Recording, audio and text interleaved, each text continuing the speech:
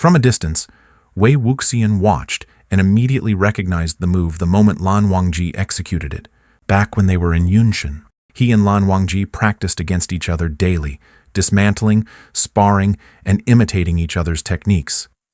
They became thoroughly familiar with each other's every move. With their exceptional talents, they easily absorbed the essence and charm of each other's sword techniques, seamlessly integrating them, making them indistinguishable from one another. Wei Wuxian especially liked to tease Lan Wangji, saying, "Lan Zhan, this is our unique sword technique, where you and I merge together. Two swords perfectly in sync. Shouldn't we give it a name? Do you think it should be called the Sword of Love Affair?" Lan Wangji cast a reprimanding glance at him, and Wei Wuxian hugged his neck. "Then you should come up with a name. If you don't, should I not be allowed to call it anything? If any senior asks me in the future, I'll answer this way." Lan Wangji lowered his head slightly, and his deep, magnetic voice softly brushed against Wei Wuxian's ear. Wangxian sword. The wind carried the willow catkins from the shore, gently delivering those whispered 2 words to Wei Wuxian's ears. Words of intimacy belonging exclusively to them. How could Wei Wuxian not understand Lan Wangji's intention? He quietly suppressed his surging emotions, took a moment to calm his mind, and deliberately did not spare Lan Wangji a glance. Instead, he nudged Jiang Cheng with an elbow. "Oh, ignore him. Let's keep practicing." Jiang Cheng frowned, seemingly baffled by the secretive exchange between them. After being poked several times by the sheath of Wei Wuxian's suibian, he finally cursed and drew his sandu to strike back. Lan Wangji gazed from afar, his expression appearing very forlorn. Jiang Fengmian sighed and patted him on the shoulder. Unlike the distinct one-person-per-table setup in Gusu, the dining tables in Lotus Pier were large round tables spread out like lotus umbrellas. They were scattered throughout a courtyard filled with blooming lotus flowers and flowing water, of varying heights and sizes. People crowded together, taking any available seat, and amidst the lively calls, plates of dishes were brought out one after another. Around noon, after the morning lessons, everyone tucked into their meals, enjoying the breeze carrying the scent of lotus. The head table was not very large, and the dishes, though simple home-cooked fare, were colorful with a mix of meat and vegetables, red and green. Originally just right for 5 people, the table immediately felt crowded with the addition of one more person. When Lan Wangji appeared, everyone was slightly surprised. Jiang Fengmian didn't say a word and ordered a new setting to be added. Jiang Cheng and Jiang Yanli stood up to make room for him. Wei Wuxian glanced at him, holding his bowl and chopsticks, and got up to leave, but was stopped by Jiang Yanli. "Ah, Xian, don't be like this." Wei Wuxian pursed his lips, picked up his stool, and moved away from Lan Wangji, circling halfway around and sitting as far from him as possible. He barely settled his seat before voraciously devouring his food, looking ready to leave as soon as he finished.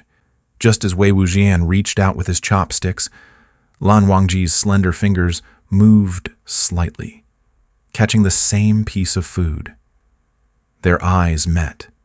Wei Wuxian's face was tense with hostility, while Lan Wangji's eyes were filled with unspoken words, and the atmosphere remained awkward for a moment. Everyone around the table stared at each other in shock as the 2 pairs of chopsticks began clashing frantically. The others were dumbfounded. It was one thing for Wei Wuxian to behave this way, but even Lan Wangji, who was always so well-mannered and composed, was suddenly acting like a 3-year-old. His chopsticks clashed with Wei Wuxian's, seemingly more intent on grabbing Wei Wuxian than the dish itself, as if he wanted to pull him across the table. After a while of this commotion, Wei Wuxian grumbled irritably, feeling that when Lan Zhan acted childishly, even he had to give way. He angrily withdrew his hand, and after sulking for a moment, turned to pick another dish. Lan Wangji's chopsticks paused in mid-air for a moment before he sullenly withdrew them as well. Inside, Wei Wuxian felt like he had firecrackers going off. He rapidly shoveled food into his mouth with his chopsticks, and as soon as his bowl was empty, he dashed off in a flash. That afternoon, with the sun high in the sky and heat rising in waves, Wei Wuxian took a group of youngsters down to the river to catch fish and chase water ghosts. The sounds of their laughter and play echoed from the cluster of lotus plants. Lan Wangji stood on the wooden corridor by the riverbank, gazing out at the river scenery. Tall and graceful, with his forehead ribbon and sash fluttering lightly, he looked like a vision of snow in summer, standing serenely by the water. The families living around Lotus Pier had seen handsome men before, but none as celestial and elegant as Lan Wangji. Women fetching water, doing laundry, fishing, and drying nets gathered more and more by the riverbank, clustering together and jostling each other, pointing and giggling at Lan Wangji. Their laughter, like the sound of silver bells, drifted across to the center of the river. Wei Wuxian was soaking in the water, his joyous laughter scaring away the fat fish he had caught. He looked around, seeing beautiful girls everywhere like spring breeze. He leaned on the edge of the boat and jumped onto it, waving to the shore and shouting greetings from afar. After shouting for a long time, only a few familiar girls responded with greetings. Following the captivated gazes of the girls, Wei Wuxian's eyes landed on the familiar figure in white. The junior sisters who were picking lotus pods and playfully splashing in the water noticed this scene and began teasing Wei Wuxian. "Senior brother, you've been outshined. Senior brother, it seems your husband is more popular than you are. Second young Master Lan is truly good-looking, like a celestial being descended to earth. I heard that all the disciples of the Lan clan from Gusu are handsome. Is that true? If it is, can we ask second young Master Lan to invite them to Yunmeng to visit?" "That's a great idea," Wei Wuxian replied, tapping his bamboo pole loudly. "All right. I'll ask Uncle Zhang to arrange marriages for you all to Yunshen. We'll see then who'll be crying and begging to come back." The junior sisters asked, "Is Yunshen really that scary?" Wei Wuxian snorted. "No lotus pods to pick, no fish to catch, nothing to eat when you're hungry, nothing fun allowed, and you'll get whacked with the stick until your buttocks blossom. Though everyone is good-looking, they dress in mourning clothes as if they're grieving, so bored that mushrooms grow in their mouths, and they'll chant like monks when they speak. Those celestial-like people may be pleasing to the eye, but you can't touch them or hug them, living like widows every day. You want that? Marry them then." The junior sisters looked at each other, faces turning red, blushing and giggling. "Senior brother, what do you mean by can't touch or hug?" Wei Wuxian, having spoken too hastily, let his thoughts slip out. Senior brother used to love teasing little girls, and now he's teasing his husband. The strict Lan family rules must find senior brother's shameless behavior unbearable. "Senior brother, you can't resist when faced with such beauty. Second young Master Lan is so dignified and aloof, he must find it hard to deal with senior brother's passionate nature. Did senior brother get so frustrated that he went home in a huff?" Wei Wuxian reached into the water, splashing a spray towards the girls. So nosy, asking so many questions.